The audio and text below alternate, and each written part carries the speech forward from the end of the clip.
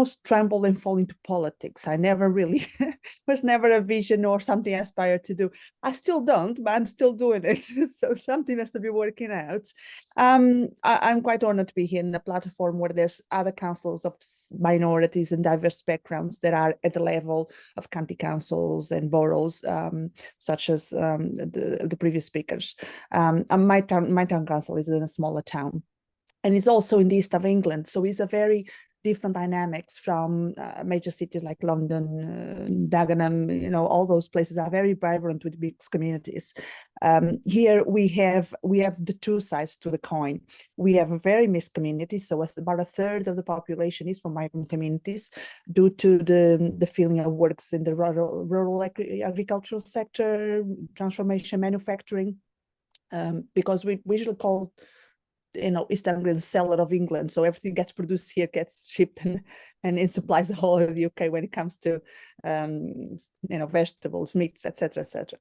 I'm originally from Portugal. I lived for a little while in Canada, which my husband grew up there, so I was there for a little while. Then I went back to Portugal, and eventually we settled on the middle term. The England seemed like the concession between the two of us, close enough to Portugal, but English enough for him. I've been here since 2006, so it's been a while.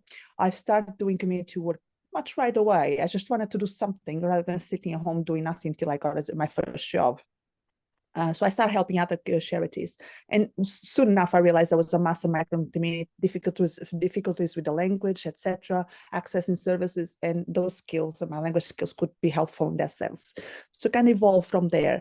When I moved to Thetford a few years ago, I could have moved to any other town in Norfolk, but it's just that I had two boys and I adopted a daughter, and it kind of how the right house kind of came up in Thetford. I was already doing community work here, and as a new adoptive parent, I just decided to move and start afresh.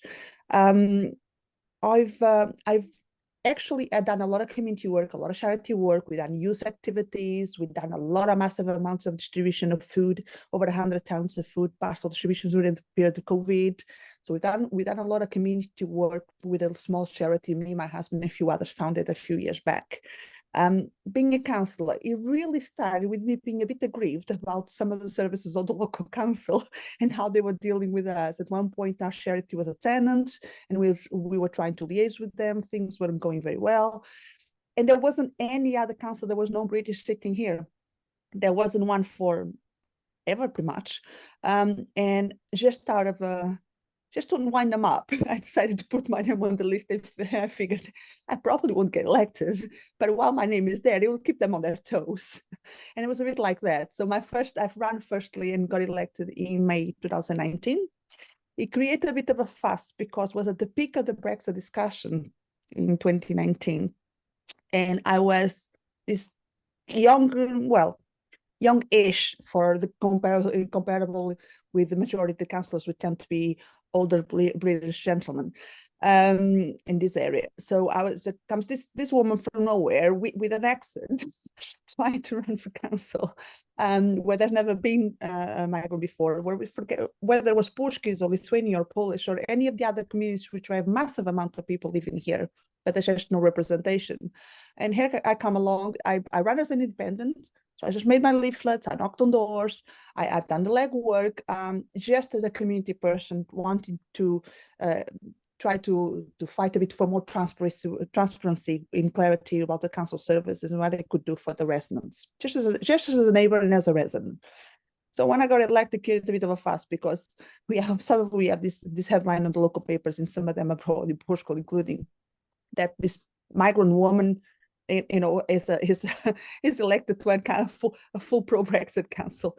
You can imagine that went down very well with some of the people, but so it was a bit of a challenge initially. I did find, I see a comment on the chat, a lady saying, how do you deal with the friction? This is something you build over. I want to say, pass on to this, any potential whether it's men or women, especially young women that might be considering getting into politics, this is something you need to build up. It's a hard shell. You can't take everything to heart.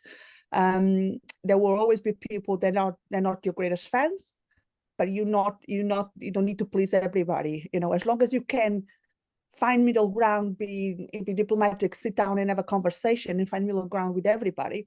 You don't have to always be everybody's best friend to achieve something, to represent something.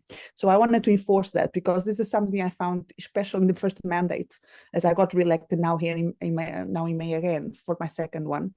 You're not always going to please everybody. It can be a challenge. Sometimes it's tough, especially in an environment when you're the only one.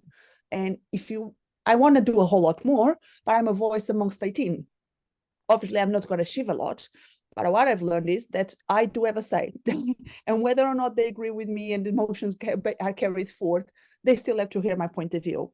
And I think the one major difference I achieved over the past 5 years now, it really is that they understand me a lot more. They are no longer so afraid of what I represent when I sit at the table with them. It is about breaking ground, and it doesn't happen overnight. It is a gradual thing. So I find I empathize a lot with some of the other speakers like Simon, etc., and more.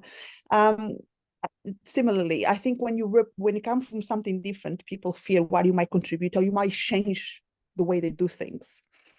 Change is a good thing, but it's how we go about it is sometimes you really have to have tough skin. Apart from that, have patience.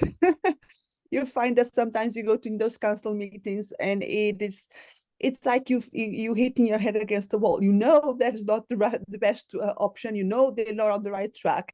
You still have to go with it. You still have to come back the next meeting again, despite of things not working out the way you want, because that's just what job you sign up to do, basically, when you represent the community.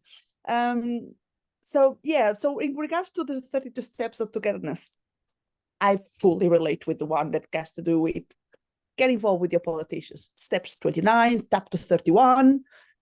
If you don't have to run as a candidate to local council, but if people on the ground, if they want to put themselves forward, but if they at least have a voice and they are more involved in politics, one of them is use your vote, clearly. I think one of the major failings here of the migrant community is that some of them do vote, but not the majority don't. Whether they don't understand it, whether they just disregard it, or whether they just think they ain't going to make a difference. It won't make a difference on the grand scale of things immediately, but if they all vote and have a say, and we have more seats at the table, so ideally, I'd love to have some companions in the council with me. So if more councillors came along to join me, it'd be great. At the moment, I'm the only one. I kind of got used to fly solo in this council for the migrants and, for women in general and other things. But it'd be great if more people got involved. And sometimes it's just about writing a note to your politician, say, look, I don't agree with this. Is there anything we can do? But if 5, 10, 20 people write the same note, then it starts making a difference. So one of my favorite steps is the one, use your vote and write and interact with your politicians. And the other one has got to be help out, for sure. Volunteer or joining clubs, anything. I find that the reason why I'm in the position I am today and how I got involved, it really is because I've started wanting to do something and I didn't know what else to do, so I decided to volunteer. So when I started volunteering, it kind of escalated from there. And one thing leads to the other. You get involved with the community, you learn new skills, you improve your knowledge, and kind of things kind of evolved, and I end up in council today. I also liaise a lot with Portuguese embassy, Brazilian, etc.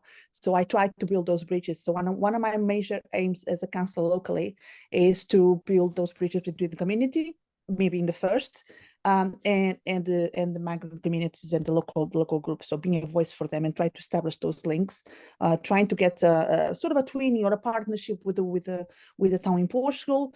And we are arranging some cultural events and festivals that we have lined up. And we are working in the background to plan for the next year in 2026 as well, with the cultural exchanges and whatnot, to try to promote the culture and bring people a bit more together. So that's the summary one in a nutshell. Feel free to pose questions.